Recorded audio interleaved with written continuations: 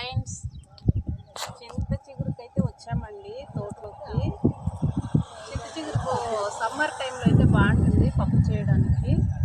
అందుకనేసి చింత చిగురు అయితే పిక్తా ఉన్నాం.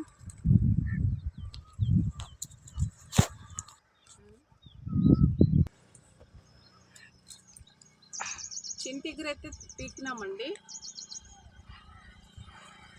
సమ్మర్ టైంలో అయితే చాలా బాగుంటుంది. అందుకనేసి ఇంట్లో పప్పు చేద్దాం అనేసి వచ్చాము తోటలోకి.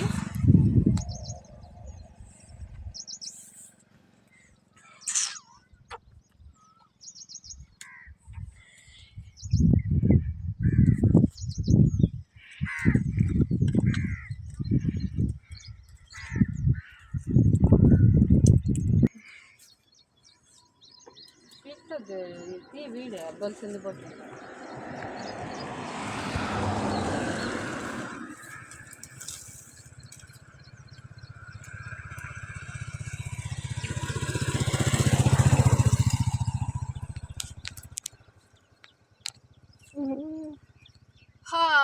అంతేనండి, చింతచిగురు అయితే తీసేసుకున్నాం.